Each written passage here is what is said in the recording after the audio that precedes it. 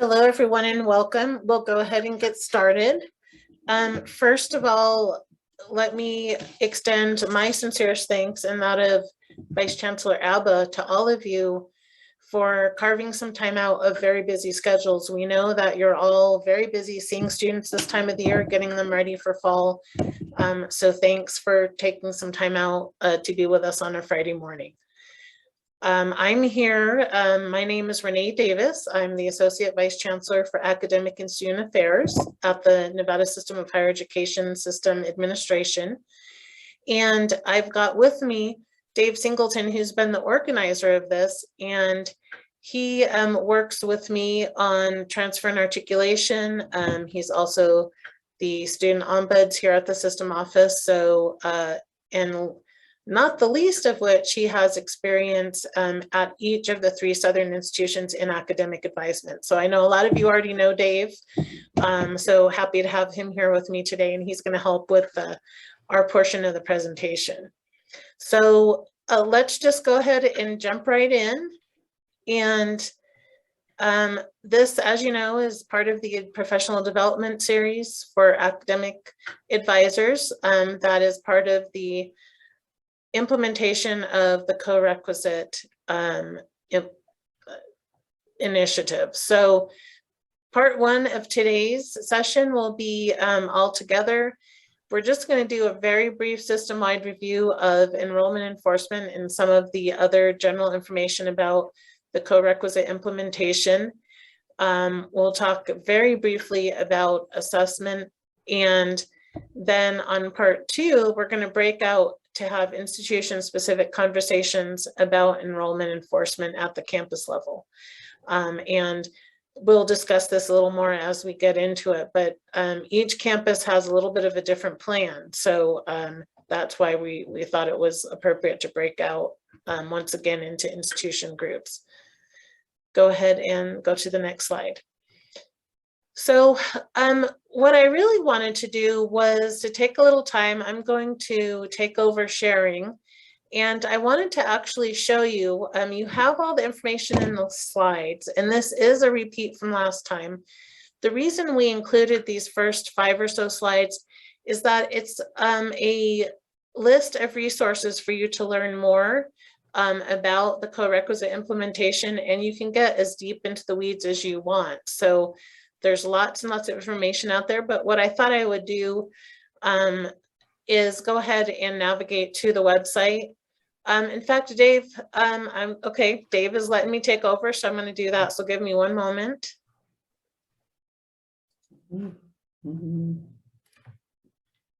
Okay, can everyone see my screen? Can someone? Yeah, okay, I see some nods. Okay. Yes, we can. Great, thanks, Natalie. Okay, so here we are on the Nevada System of Higher Education website, and you can see up above the top here, we have these main categories. And so if you click on initiatives, then you have some choices. And that the one we want to look at today is NCHE's Corequisite Mathematics and English Reform.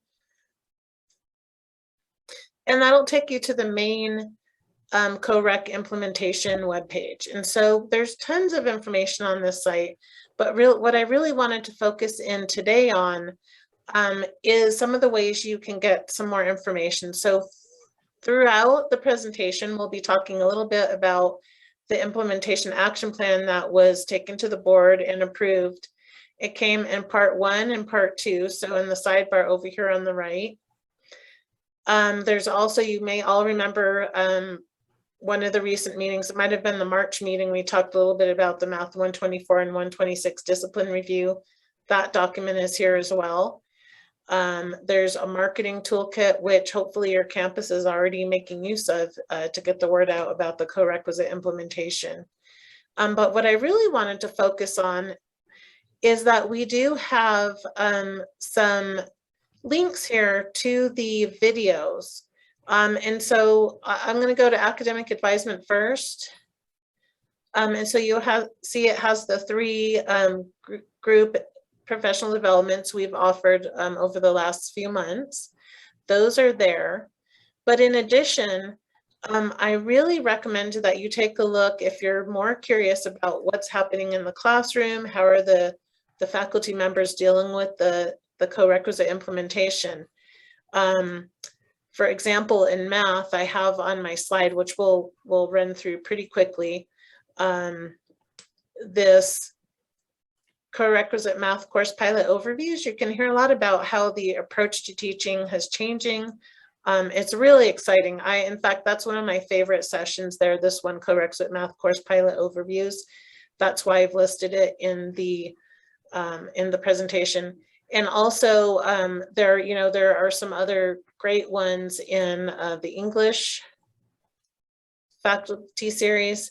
And it really is just if you're curious to get in a little more in the weeds, because we have gotten some questions that indicate that folks are curious to learn a little more, even though the academic advisors aren't teaching the co-req courses. They want to know a lot about how they're being done and what the student experience is like. And so we tried to cover that in the last professional development, but I just want to remind you these resources are out there. And in fact, we still have a few more videos that we need to add into English and math, so that set is complete.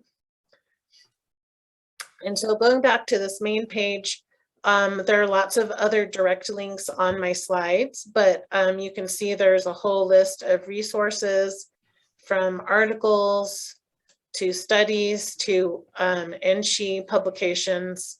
So there's lots of information here.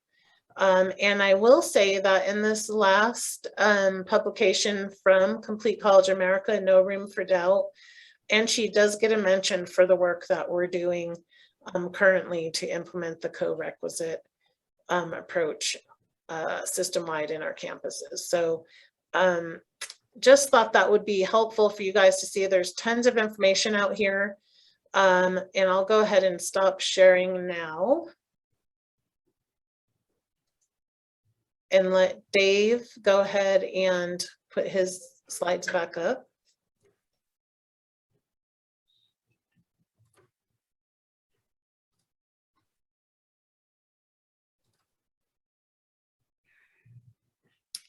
Okay, so I already mentioned the slide, so go ahead and go to the next slide, Dave. And then just a reminder of who your representatives are on the co-requisite implementation task force. So if you have questions that aren't getting answered, you can certainly go to these folks and they can make sure you're filled in on whatever your questions are. And this is what I just showed you, the YouTube channel with the Advising Math and English resources there. And again, the literature. And then there's another link here at the bottom of the slide to the co-requisite reform website. There was one thing, in fact, Dave, can you click on that link? Because there's one thing I forgot to show the group that I think is really important. Hopefully that will work.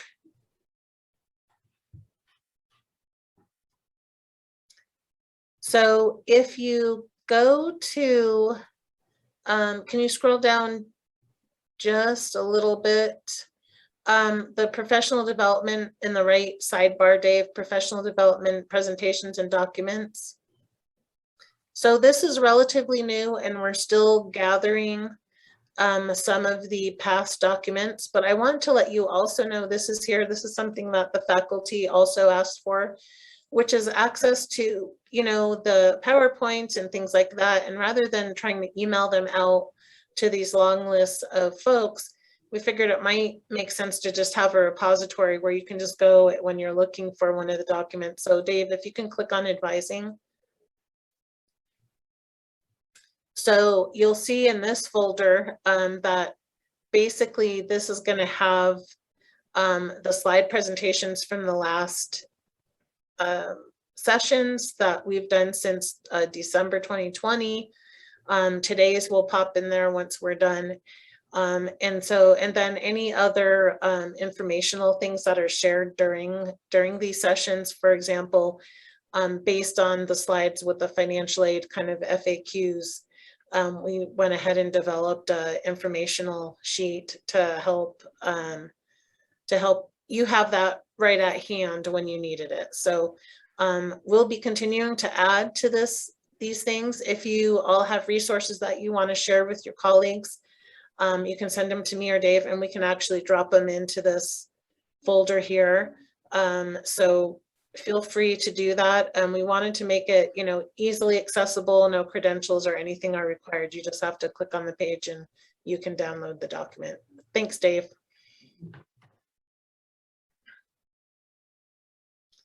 That was a very nice segue, very smooth. Okay, so what I'm going to do now is I'm going to hand this over to Dave to talk a little bit about the Gateway Enrollment Policy. I know this is not new to all of you, but we just wanted to make sure we're all on the same page. And let me just say, we will stop at the end of the slides for Q&A. So if you have questions, feel free to ask them at that point, or if you're afraid you might forget it, just plop it into the chat and we'll keep an eye on that as well, and we'll answer them at the end. So thanks, Dave, for taking the next few slides. All right, thank you, Renee. So as we said earlier, we're gathered here, today to talk about co-requisite enforcement, and that we're moving into the individual campus sessions where you'll discuss kind of your school-specific plan in more detail. What we wanted to do this morning, though, is kind of just provide you with the larger sort of overview of where things stand at this point. So in the NSHE Handbook, Title IV, Chapter 16, Section 1 is where you will find the continuous enrollment requirement, which is defined as follows, so that within the first 2 regular academic semesters following the initial enrollment of the student, all degree-seeking students must be enrolled in a college-level or co-requisite Gateway English or math course until the core curriculum requirement is completed for English and math. What regular academic semester means in this case is fall and spring semesters. So you just want to keep that in mind. Summer may be an opportunity for that student to catch up. But summer is not considered part of the regular semester enrollment as written in the policy. So part 2 of the implementation action plan, which outlines the approach that each institution is going to take for enforcement. The thought is that enrollment enforcement, though, will be handled through a combination of advising, some administrative enrollment tools, technical enforcement, and communication with students. Now, while the goal is the same for all students and for everyone on campuses, latitude is being provided to each campus essentially to take the approach that works best for them. It's kind of recognizing that each campus is different, each institution is different. And so instead of having sort of blanket procedures and guidelines that may not work due to staffing or student populations, the task force kind of left things in the hands of each institution to figure out what is the best way for us to kind of gauge how the process is working and how to handle those students who may not be in compliance. So overall, institutional plans may include some of these things. This is not an all-encompassing list, but one thing to keep in mind as you look at it, you'll see things like holds for incoming freshmen or block scheduling for incoming freshmen. Those are things that may already exist on your campus. Those may be things that you're doing already. So it's really not trying to reinvent the wheel as much as trying to just sort of scale up some things, some tools, some activities that are already taking place, and just kind of incorporating it into this idea of the continuous enrollment enforcement. So, new things may be something like a restricted drop or getting drop consent so that the student has to get permission to exit the Gateway, the co-rec or the Gateway English and Math course, or to change the section of it. They won't necessarily be able to do that themselves. Again, not universal. This is just something that some campuses are looking at doing, and you'll learn more about that when you go into your individual breakout session. Running queries to identify those students that are not in compliance. The communication of the marketing plan, that's really an important piece, just inform students about this requirement. And then holds for the non-compliant student being placed at the end of spring 22. And I want to emphasize the spring 22 part. It doesn't mean that this is going into effect immediately. The policy is in effect, but the idea of looking at continuous enrollment and enforcing it, we've got a period of time before we get to really having to actively implement it. But we are starting it now because obviously fall semester, the first semester of the policy is this coming fall. Here at the system office, we are fully aware that this is something of an iterative process. It's not going to necessarily be fully refined the first time out. And so it may require some tweaking and adjusting.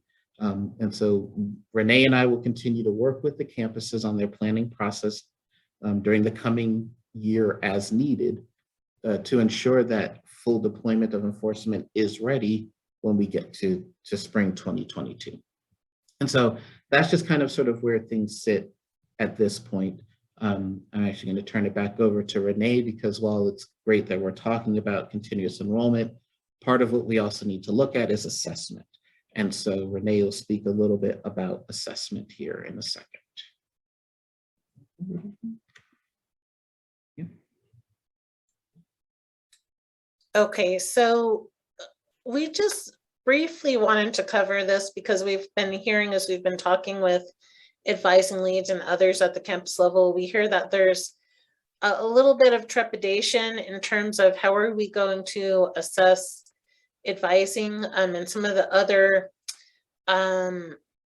elements of the co-requisite implementation that maybe aren't things that we're familiar with assessing. And so this slide really is just meant to give me an opportunity to put some fears at rest.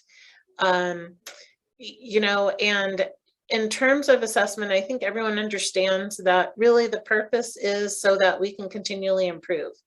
And that really goes back to what Dave was saying, that yes, we know that everyone is working hard, whether you're talking about English faculty, math faculty, advisors, administrators on the campuses, to get it right the first time. But we know that things are going to need to be tweaked.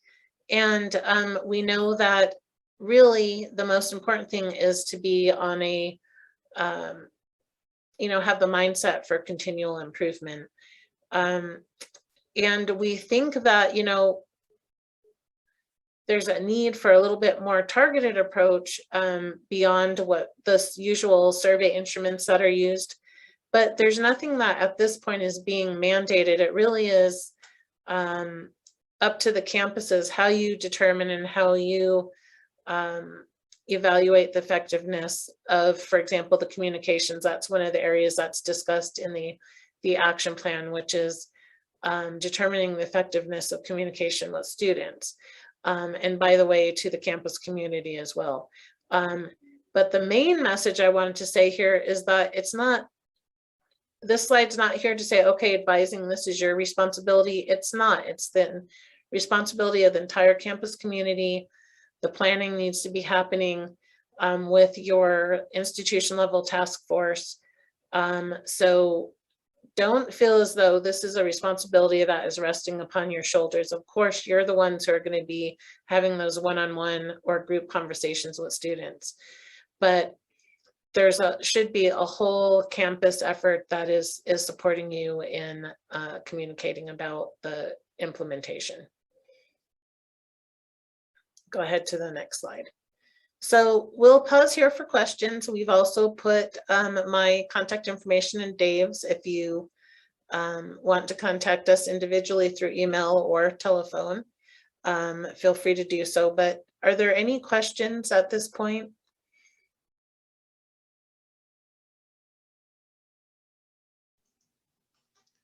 Hi, Renee and Dave. I have a question.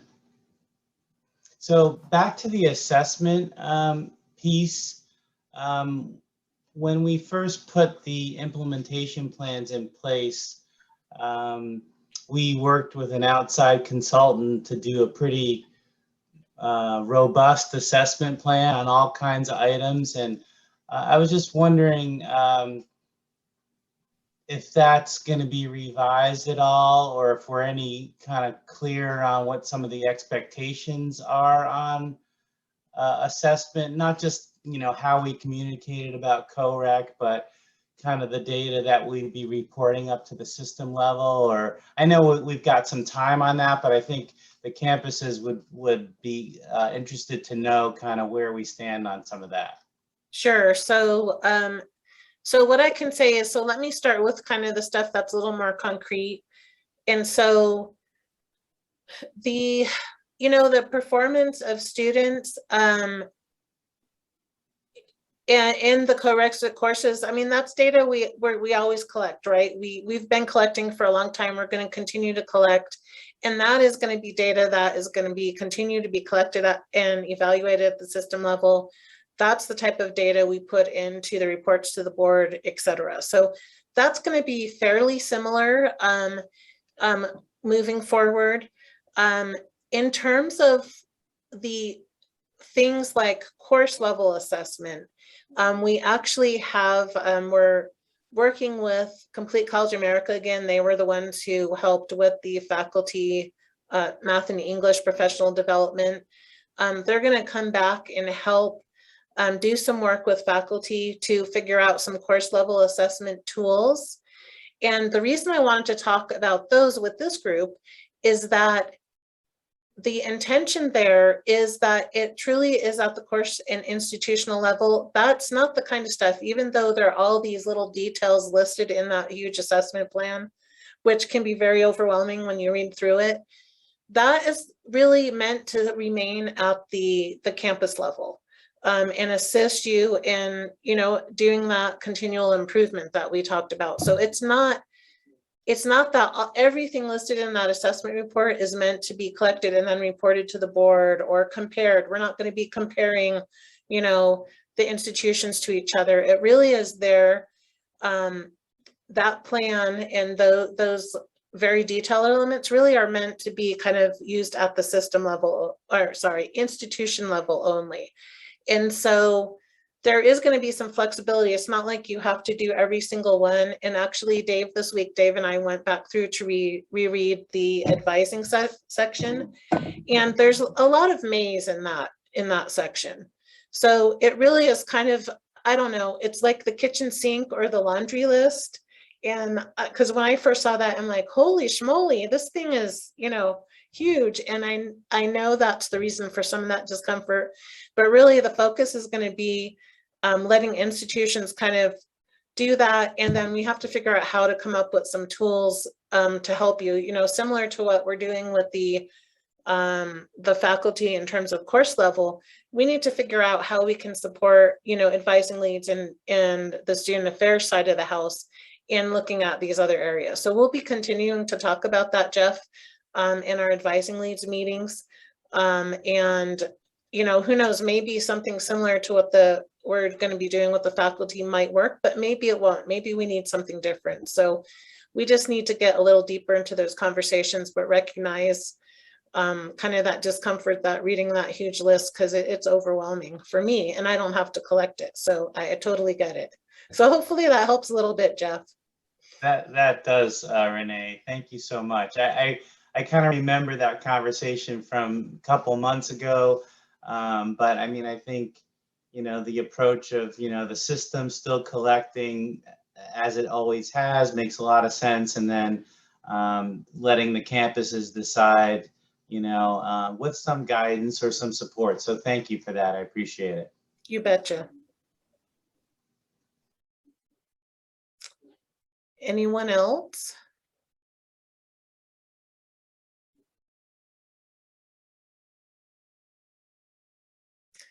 Okay, so we won't, we will not delay. There is a Oh, there was question in one more. chat. Oh, apologies. Yes. There's one in Sorry. chat. Okay. Is it possible to send a letter to students' homes? Yes, it actually is. And that's actually, there's some samples in the media toolkit. So I don't know where everyone is in terms of their campus plans, but I'm pretty sure that we've heard back from a few institutions who have started communicating with students. And I think it's a fantastic idea to kind of continue that communication. You can start with everyone and then narrow it down, with queries and so forth as that population who isn't yet completed those gateway requirements gets that additional communication. So I think maybe the teams are on the campuses are approaching these things differently, but I know that that's definitely in the works, and there are some models in that toolkit that can be used and tweaked if necessary.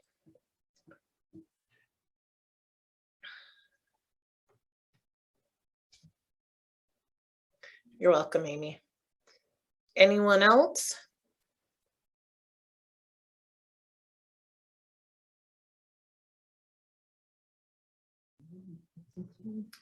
Okay, so now we're going to do the breakout sessions, and Dave has got everything set up.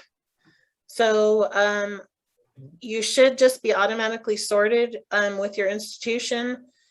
Dave and I are going to hang out here in the main room in case people get knocked out or sign back in. Or if you are assigned in the wrong room or something like that, you can message us through the chat window.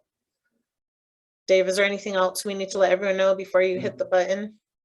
No, just that you're pre-sorted. If you're not in the room, as Renee said, let us know. Just the reminder, even though we've kind of been at this for about a lot longer than I think any of us wanted to be over the last year and change or so. Remember, if you are not actively speaking, please remember to mute your microphone. If nothing else, just to avoid potential feedback. So